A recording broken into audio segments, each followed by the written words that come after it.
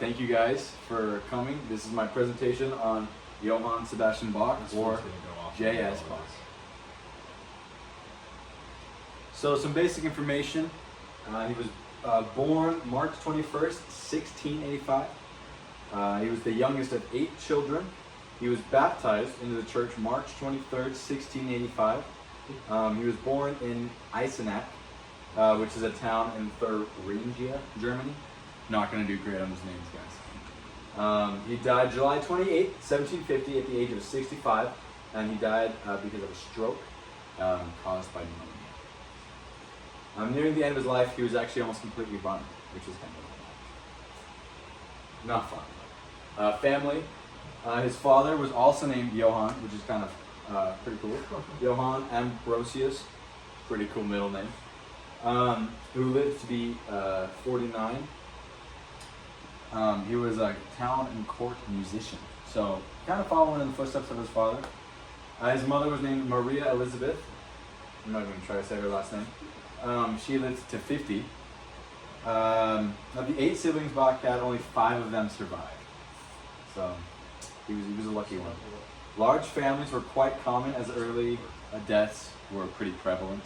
Like a lot of early deaths, they had to get more kids. All right. Of the siblings that lived, he had 3 brothers. They were all named Johann, which is kind of funny. Christoph, Jacob, and Jonas. And he had 2 sisters, Johanna, Juditha. They're getting pretty creative with the names here. And Maria.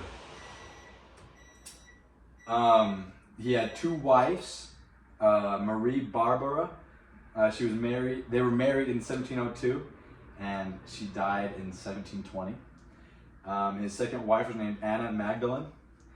They were married in 1721, so a year after his first wife died, which is kind of messed up. Between the 2 wives, Bach had 20 children.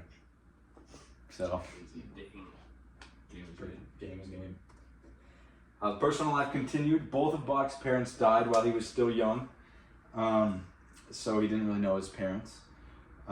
Leaving Bach, he would go live with his brother miles from his home. So he lived a lot with his brother because he didn't have a lot of parental connections in his life. A little bit more about him. He went to live in Ohrdruf in 1695, which is a small town. And like I said, he went to live with his brother, Johann Christoph.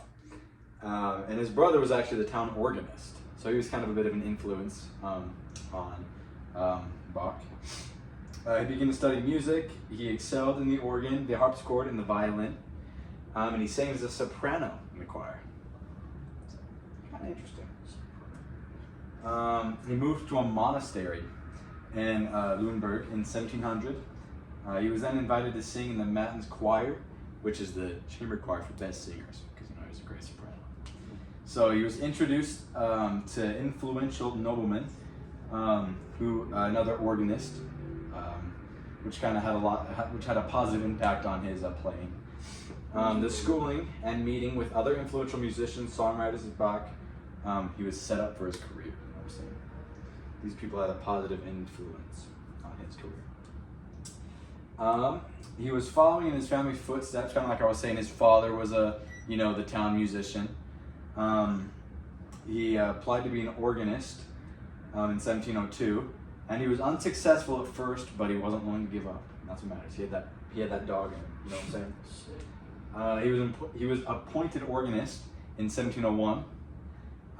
Court musician at Weimar in 1703. In 1703, he was also the organist at Nürnberg, Arnstadt. Organist and chamber musician to Duke Wilhelm Ernst at the same place in 1708. He won the title of organist at Halle, which he declined in 1713, and promoted at Weimar in 1714.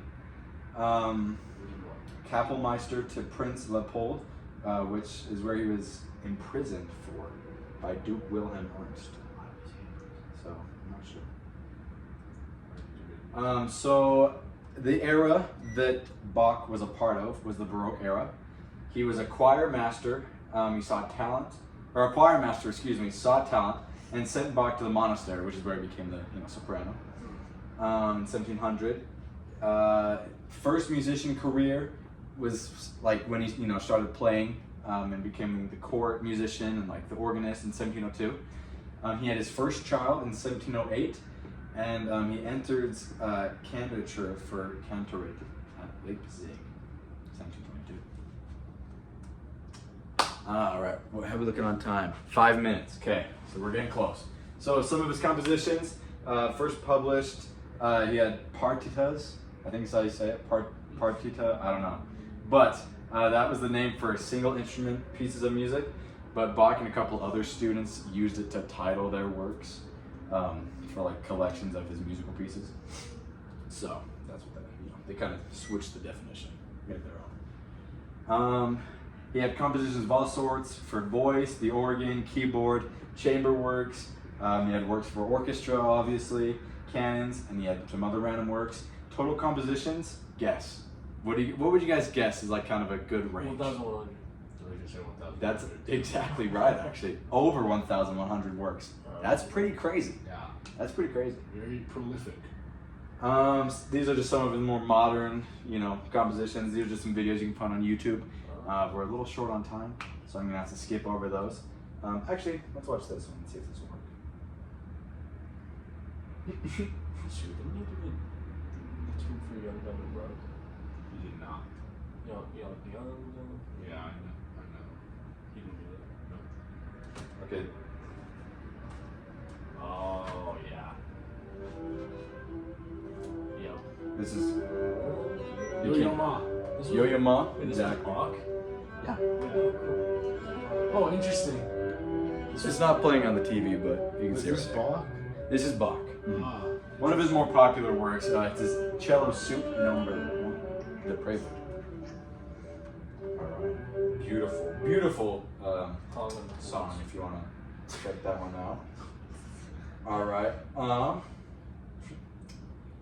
right. Some more popular works. Let's get this working. All right. And here's my works cited. Thank you guys for listening. Thank you. No. Who reads their works cited?